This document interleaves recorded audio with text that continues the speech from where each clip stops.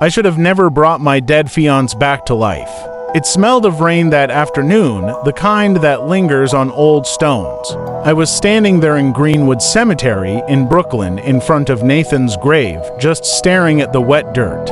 It had been 2 weeks since the accident. I felt hollow, like someone had scooped out my heart and left a gaping wound behind.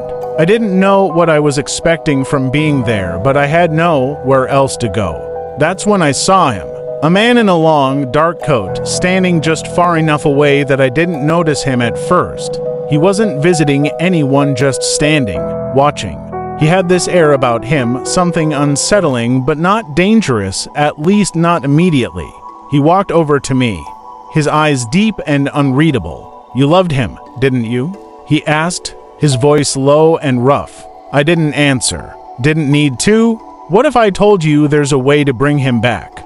I laughed, the first since time Nathan died. "There's no bringing him back," I said, wiping my face. "He's dead." He shook his head slowly, a grin creeping across his face. "Not all dead stay dead." The way he said it sent a chill through me. I should have walked away right then, but grief does things to you. He told me about a Kabbalistic ritual, one that could pull a soul from beyond. Bring him back. I should have known there was a catch, but I didn't care. I didn't ask enough questions. That night, I did it. I went back to Nathan's grave, the air thick with mist, the cemetery eerily quiet.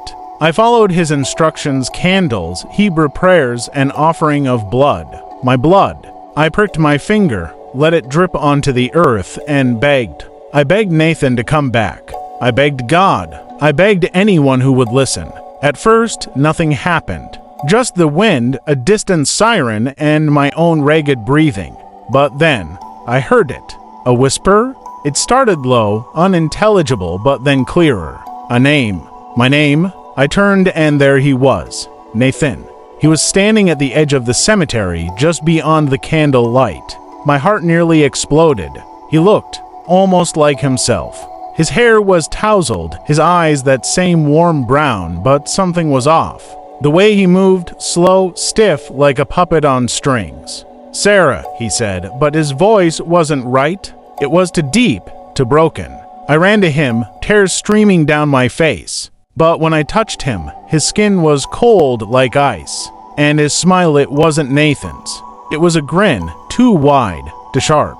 The man in the coat hadn't brought Nathan back. He'd let something else in, something darker, something hungry. The thing that wore my fiancé's face pulled me close, its breath cold against my ear, whispering in a voice that wasn't his. "You summoned me, and I'm never leaving you." I screamed, but no one could hear.